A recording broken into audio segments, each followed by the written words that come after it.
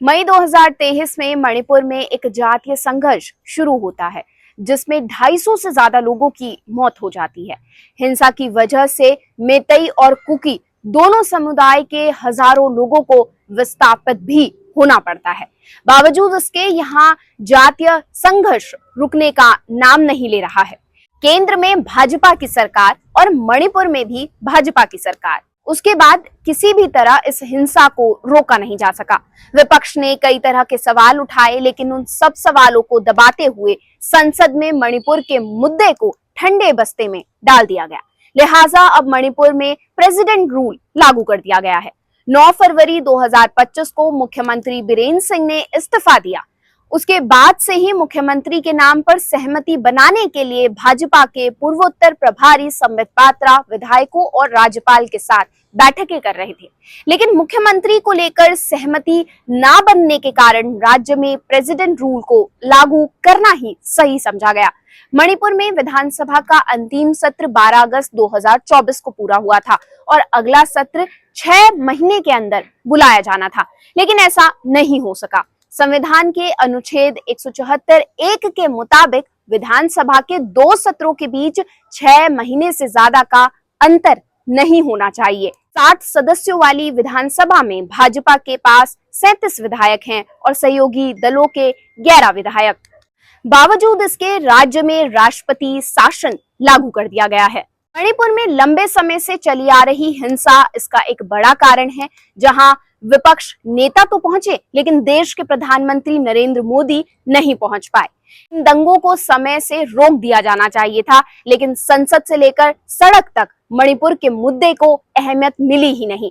ऐसा नहीं है कि इस मामले को लेकर आंदोलन नहीं हुए, लोग सड़कों पर नहीं निकले हों या फिर विपक्ष ने सवाल नहीं किया हो। बावजूद इन सबके मणिपुर में जो चल रहा है उसे नजरअंदाज किया गया।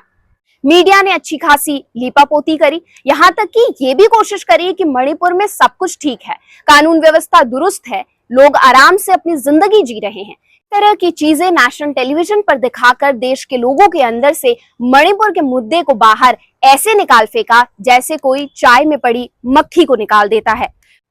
मणिपुर भारत के नक्शे पर तो है, लेकिन शायद दिल्ली के बड़े बड़े राजनेता उसे भारत का हिस्सा मानते ही नहीं, या फिर यूं कहिए कि वहां की जमीन तो भारत की है, लेकिन वहां के लोग शायद अब भारत के नहीं। शब्द कड़वे हैं लेकिन हकीकत में भरपूर है। दैनिक भास्कर के दिल्ली में राजनीतिक संपादक रहे हेमंत अत्री कहते हैं, मई 2023 से मणिपुर के अंदर हिंसा जारी है। कई विधायक कई बार दिल्ली जाकर केंद्र शासित भाजपा सरकार को इसकी शिकायत कर चुके हैं। आगे वो कहते हैं कि साल 2014 में प्रधानमंत्री नरेंद्र मोदी ने केंद्र की सत्ता संभालने के बाद ये ऐसा पहला मौका है जब उन्हें अपने ही शासन वाले राज्य में राष्ट्रपति शासन लागू करने को मजबूर होना पड़ा, और वो भी अपने अहंकार और जिद के कारण। बेहतर होता वो सुप्रीम कोर्ट के मणिपुर में कानून व्यवस्था फेल हो जाने की टिप्पणी के तत्काल बाद सीएम बदल देते।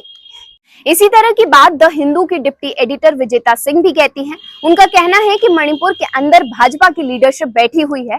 पार्टी के अंदर ही बीरेन सिंह को लेकर प्रो और एंटी गुट बने हुए हैं। विधायक दिल्ली से शिकायत कर रहे थे, लेकिन दिल्ली बीरेन सिंह को समय दे रहा था कि चीजें ठीक हो जाएंगी, लेकिन ऐसा कुछ हुआ नहीं। विजेता कहती हैं कि कुकी लोग बीरेन और उनके लोगों को नहीं चाहते, वहीं मेतई किसी कुकी नेतृत्व को नहीं देखना चाहते। भाजपा के भी कई कुकी विधायक चुनकर आए हैं। पार्टी के सामने चुनौती किसी ऐसे नेता को चुनने की थी जो दोनों पक्षों को संभाल पाए, लेकिन किसी एक भी ऐसे नेता पर सहमति नहीं बन पाई, जिसका कारण ये निकला कि अब जाकर प्रधानमंत्री नरेंद्र मोदी को मणिपुर में राष्ट्रपति शासन लागू करवाना ही पड़ा।